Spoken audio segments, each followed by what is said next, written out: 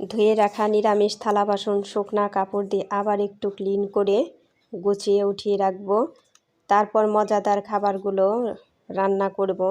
হ্যাঁ বন্ধুরা, মজাদার খাবার রান্না করব, তাহলে দেখতে থাকেন। নমস্কার বন্ধুরা, এলার লাইফস্টাইল চ্যানেলে গুড মর্নিং সবাইকে। কেমন আছেন সবাই? আশা করি ভগবানের কৃপায় ভালোই আছেন। আমিও তো অনেক ভালো আছি। ইলার লাইফস্টাইল চ্যানেলে আরেকটা নতুন ব্লগ ভিডিও নিয়ে চলে আসলাম আপনাদের জন্য। আর একটা লাইক দিয়ে আমার ভিডিওটি কন্টিনিউ করবেন। আপনাদের একটা লাইকে আমার ভিডিওটিকে এগিয়ে যেতে সাহায্য করবে। আর স্কিপ না করে পুরোটাই দেখবেন, আশা করি ভগবানের কৃপায় অনেক ভালোই লাগবে। এই তো এই যে থালা বাসনগুলো আগেই এগুলো ধুয়ে রেখেছিলাম। এই শুকনোটা আবার একটা শুকনো ন্যাকড়া দিয়ে আমি ভালো করে ক্লিন করে নিচ্ছি। এই যে এগুলো আবার এই যে রেখে দিলাম। আপনাদের দাদাকে বলছিলাম যে আমি গুছিয়ে দিই, তুমি এই উপরে রেখে দাও। এই যে সুন্দর করে রেখে দিল।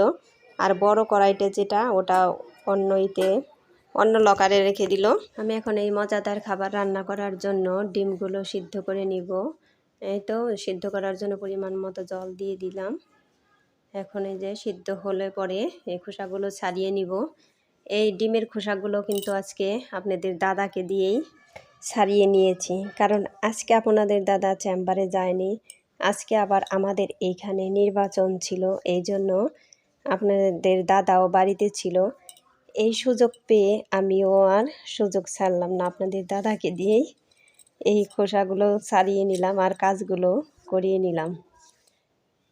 আর আপনাদের দাদা বলছিল যে কাজ থাকলে আমাকে দাও, আমি তো বসেই আছি। আমিও ভাবলাম যে আমারও তো আরও অনেক কাজ আছে, ওই কাজগুলো তাহলে আমি করে নিই। আর আপনাদের দাদাকে বললাম যে তুমি তাহলে এই কাজগুলো একটু করে দাও। এই ডিম রান্না করার পেঁয়াজগুলো কেটে দিয়েছে। কাটা একটু মোটা মোটা হয়েছে, কারণ চাকু দিয়ে কেটেছে।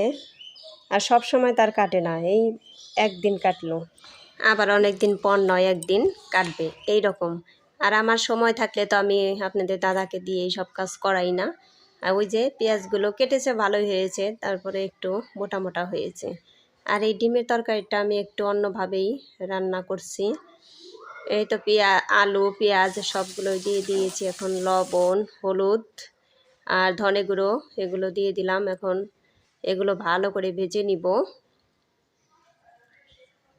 আর কাঁচামরিচও দিয়ে দিয়েছি, আর একটু মরিচের গুঁড়া দিয়ে দিব। এখন একটু ঢেকে ঢেকে রান্না করবো। যে থেতো করা রসুন আর আদা দিয়ে দিলাম, আর একটু সামান্য জল দিয়ে দিলাম।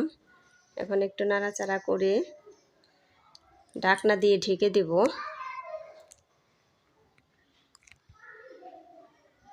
আর এই যে কেটে রাখা টমেটো দিয়ে দিলাম।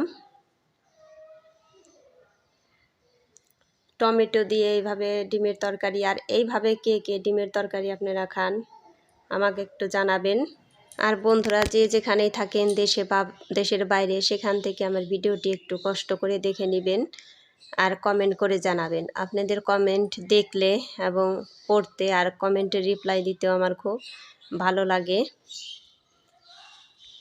এই তো গল্প করতে করতে আমার আলু আর পেঁয়াজ ভাজা হয়ে গিয়েছে। এখন পরিমাণ মতো ঝোল দিয়ে দিচ্ছি।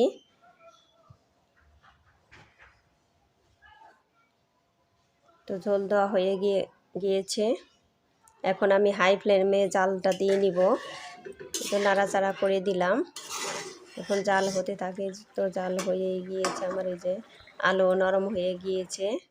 এখন ডিমগুলো দিয়ে দিলাম। আমার চ্যানেলে নতুন হয়ে থাকলে একটা সাবস্ক্রাইব করে পাশে থাকা বেল আইকনে ক্লিক করে দিবেন, তাই নোটিফিকেশন চলে যাবে সবার আগে আপনার কাছে। আমার ডিমের তরকারি হয়ে গিয়েছে। জিরে গুঁড়ো দিয়ে দিয়েছি, যে নামিয়ে নিয়েছি। তরকারিটা কিন্তু দেখতেও সুন্দর হয়েছে এবং খেতেও অনেক টেস্ট হয়েছে। এরপর আমি রান্না করছি টাকি মাছের ভর্তা রান্না করব।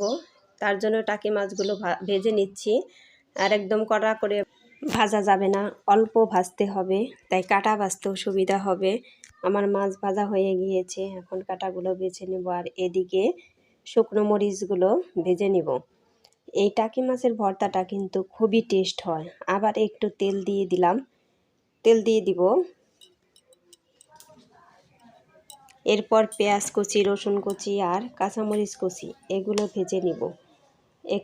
পরে একটু লবণ আর হলুদও দিয়ে দিব। এগুলো আমি একটু ভালো করেই ভেজে নিব, কারণ ভালো ভাজা না হলে টেস্ট হবে না। এই জন্য একটু ভালো করেই ভাজতে হবে।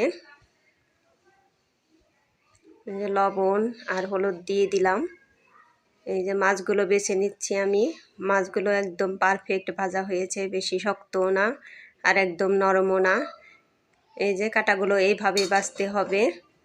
এখন তারপরে ভালোভাবে আমি মাছগুলো মিশিয়ে নিব। ওই যে মরিচগুলো ভেঙে,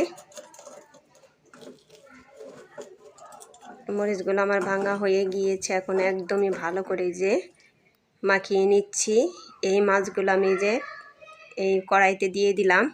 এখন ভালো করে পেঁয়াজের সাথে নেড়ে চেড়ে ভাজতে হবে। এই ভর্তাটা কে কে খেয়েছেন আমাকে কমেন্ট করে জানাবেন। ওই দেখেন ভর্তা কিন্তু হয়েই গিয়েছে, ভাজা হয়ে গিয়েছে আমার ভর্তা রেডি। এখন আবার এর মধ্যে সরিষার তেল আর লেবু দিয়ে দিব। সরিষার তেল দিয়ে দিলাম আর 1 পিস কাগজি লেবু দিয়ে দিব। এই কাগজি লেবু দেওয়াতে আর সরিষার তেল দেওয়াতে এত সুন্দর স্মেল বের হয়েছিল। আর আমরা তো এই ভর্তা দিয়েই বেশি ভাত খেয়ে নিয়েছি, খুবই টেস্ট হয়েছিল। যারা খান নাই তারা একবার এইভাবে খেয়ে দেখবেন বানিয়ে। এখন আমি ভাজি করব হলো যেটা, সেটাও খুবই টেস্টি। এখন ভাজি করব হচ্ছে কই মাছ। কই মাছ ভাজিটাও তো খুবই টেস্ট হয়। কই মাছ আগে দিয়ে দিলাম, এখন আমি ভালো করে ভেজে নিচ্ছি।